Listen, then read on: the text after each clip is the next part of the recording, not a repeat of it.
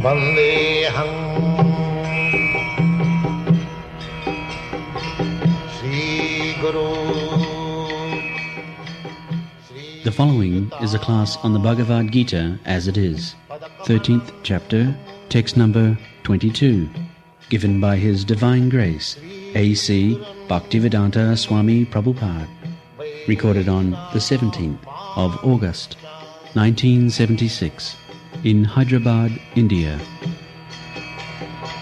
Sri Rupam Chakrajatam Purusha prakritisya bhunte prakritijan guna karanam gunasanga asya sadasat janmajonishu.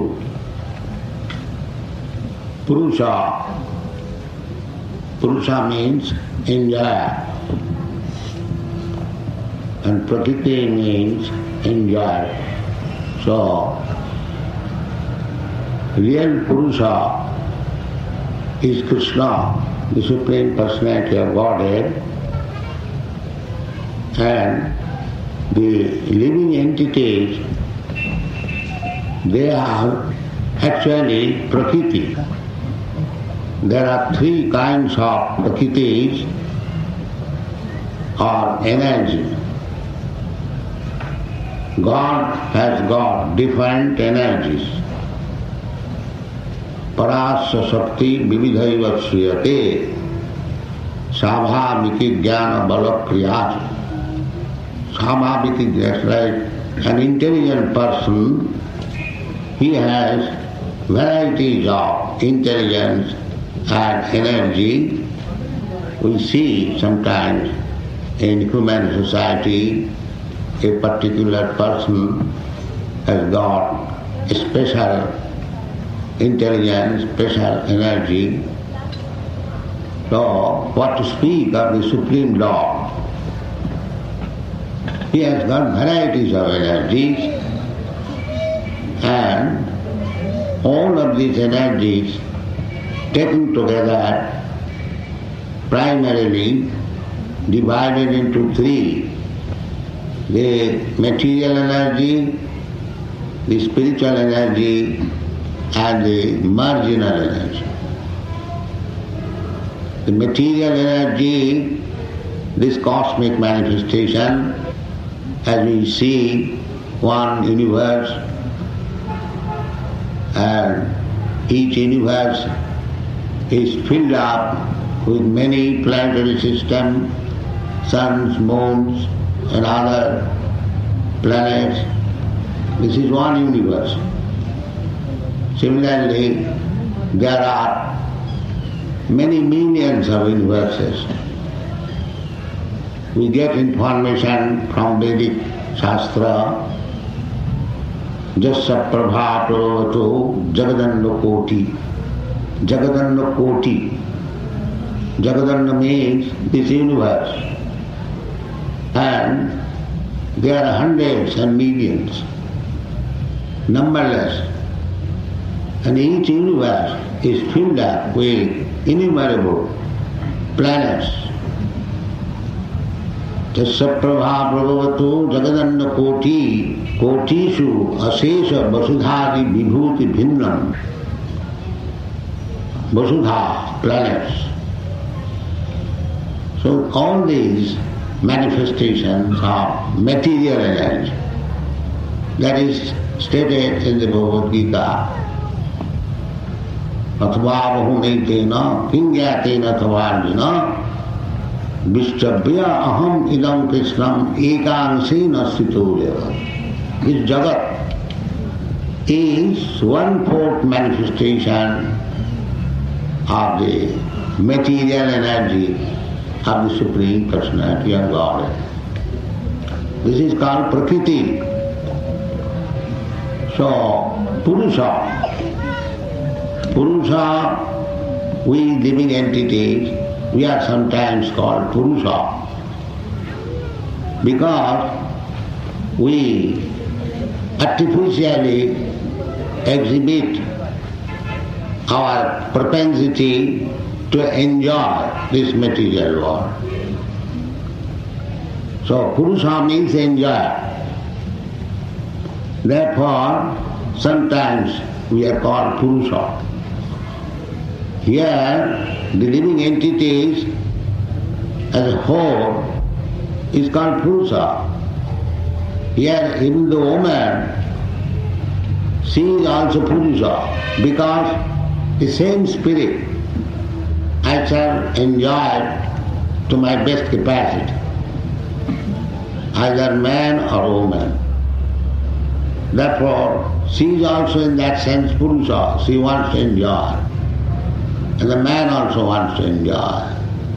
But both of them, Prakritistha, we are under the control of this Prakriti. This is our position. We must understand our position. Prakriti kriyamanani gunai karmani sarvas. Ahankara vimura ma kartaham iti mannati. The Purusha, the living entity, is fully under the control of material nature. That's a fact. He cannot deny it. If you deny it, then ahankara vimuratma, simply by false egotism, we declare independence. And that is not possible. This is Gyan. So this Purusha, this living entity, Prakritistha, being under the control of Prakriti, material nature, Bhunte, he is obliged, he is forced, Prakriti-jana guna, he is forced, he is obliged to accept the supremacy of the modes of material nature, Prakriti-jana guna. There are three modes of material nature: goodness, sata, raja, tama. So, goodness, passion and ignorance. So either of them we have to accept, either of them. So, on account of accepting the association of a particular type of modes of material nature, karanam gunasangasya sadasat janma jonishu, why there are different varieties of living entities. Jarajanam lakhani sthavara lakhavinsati krimayo ruddha sankhaka. There are 900,000 species or forms of life within the water. Jalaja namalakhani, sthavara lakhavinsati.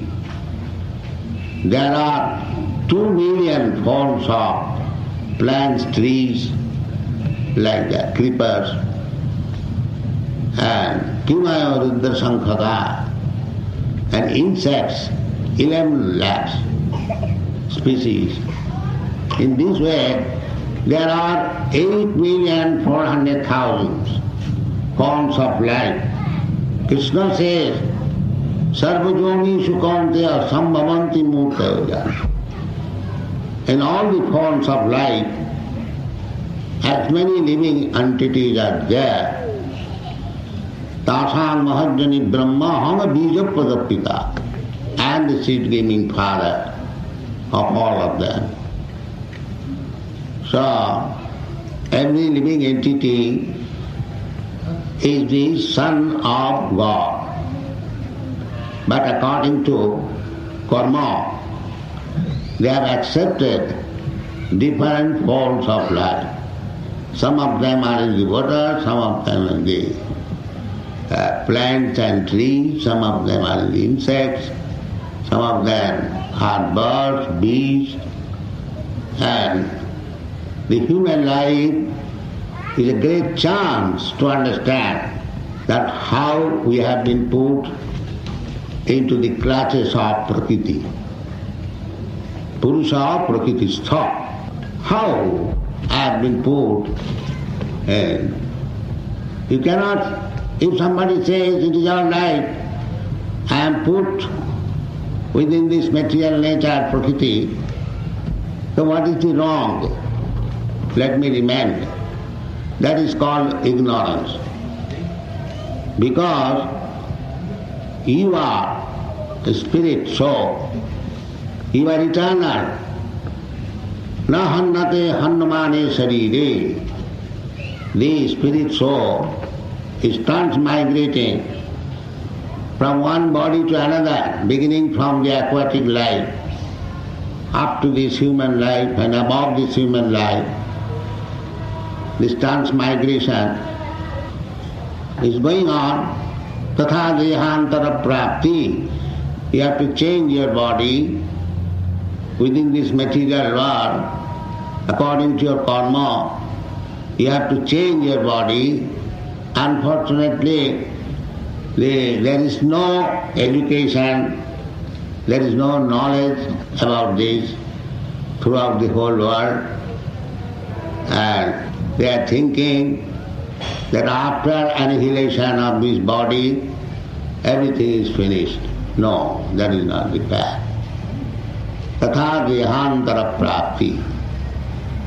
If a young man thinks that I have got now this body for enjoyment, I am a young man, I shall not become an old man. That is not the fact. The young man has to become old man. That is prakriti-jana guna. You cannot say that I shall remain young man forever and enjoy life. That is not possible. Similarly, you have to change your body. Tatha dehantara prapti. Unfortunately, there is no discussion, there is no education, there is no institute for these important factors of life, and people are kept in darkness. This is Kali Yuga. They do not care to know, neither there is arrangement in the educational institution to know this fact. Although the fact is there, it is explained by Krishna personally explaining Tatha dehantara prapti antavattu me deha nitya sokta sharirina. This body is perishable, but the sharirina, one who possesses this body, is nitya, shasata, na hannati, hannamane sharire. This knowledge is missing. That is the defect of modern civilization, atheistic civilization. Eat, drink, be merry and enjoy. This is not very good position. Today, I may be in good position, I may be millionaire, I may be prime minister, but when death will come, it will take everything from you, and it will oblige you to go to a species form of life which you cannot deny. Purusha prakriti-stha bhunte prakriti-jana guna. If you have infected some disease, you must suffer from it. There is no excuse. Even a child, if it touches the fire will not excuse, because it is a child, he does not know. Therefore I shall not burn its finger. No excuse. Daivijyesa gunavai mama maya duruttaya. You cannot escape the stringent laws of nature. That is not possible. If you are foolishly thinking that I shall escape the punishment or reward of the Prakriti, actually So long we are within this material world, Prakriti's thought, there is no question of enjoyment. It is false enjoyment. Suppose you are well situated after hard struggle, how long you will remain in that situation? At any moment you may be kicked out. That is your position. Mrityu sarva harasraham. So, real knowledge is, we must seriously think that if I am eternal, what shall I do with this temporary position? I may stay here for 50 years or 40 years, say 100 years, not 100 years, it is not possible. At most 30, 40 years. But I am not meant for 30, 40 years, I am eternal. Na hannate hannamani sarire. This knowledge is not coming. There is no system of education. It is a very dangerous type of civilization without any spiritual knowledge. Very, very dangerous position. Risky. So this Krishna consciousness movement on authoritative basis trying to enlighten people to release him from these clutches of Maya and ignorance. This is Krishna consciousness movement. And it is authorized because we are speaking on the basis of Bhagavad Gita, on the basis of Vedic knowledge. And Bhagavad Gita is the essence of Vedic knowledge. Bhagavan says in the Bhagavad Gita, Vedashta sarvai ahameva vedam. What is the purpose of Vedic knowledge? The purpose of Vedic knowledge is to understand Krishna. Vedashta sarvai ahameva vedam. See, Bhagavad Gita is also the process to know Krishna. Therefore, it is the essence of Vedic knowledge. Because if it is a fact that by studying Vedas, one has to understand Krishna, Vedashta sarvai ahameva vedam. So Krishna is explaining himself what he is. Therefore it is the essence of Vedic knowledge. This essence of Vedic knowledge is there. It is very simple. Anyone can understand. There is no difficulty. When Krishna says, Dharma kshetre kurukshetre samavita jujutsava, where is the difficulty? The Kurukshetra is still there. Everyone knows there is a railway station of the name Kurukshetra, and there is a place Kurukshetra, now it is being developed by the Haryana government. So, how you can explain Kurukshetra otherwise? Kurukshetra is a fact, and it is a Dharma Kshetra.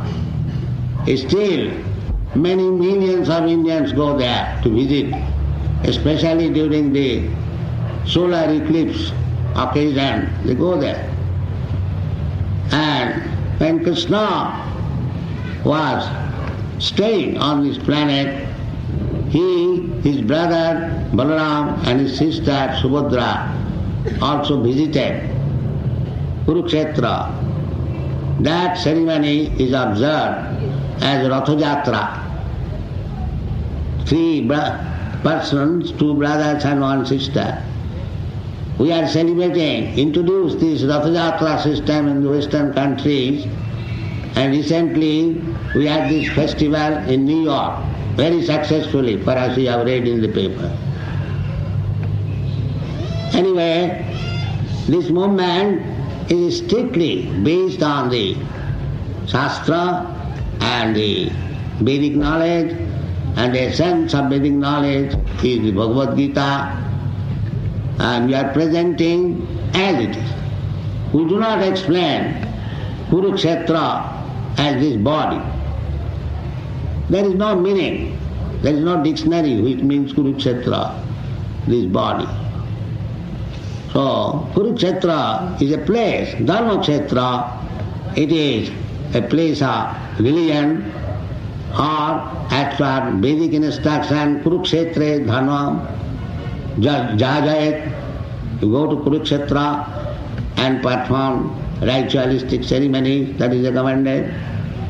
So there is no question of interpreting Kurukshetra, Dharmakshetra, when you can understand it very easily and direct. There is no use of interpretation. Interpretation is required when you cannot understand one statement. In the law court, if one statement is ambiguous, then two parties argue on it. I think it is this, I think. But when it is clear, there is no question of interpretation. Unfortunately, the Bhagavad Gita is being interpreted by unauthorized persons unnecessarily, and people are kept into darkness. We are trying to protest against this process.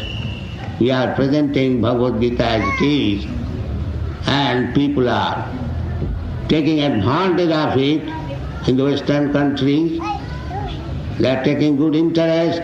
They are reading Bhagavad Gita and Srimad Bhagavatam in very large scale. We are increasing our book sales every year, millions and millions dollars. We are already selling, I have already stated, unexpected $60,000 per day. People are taking so much interest in this literature. So try to understand that we are Purusha. Purusha means we are part and parcel of the Supreme Purusha.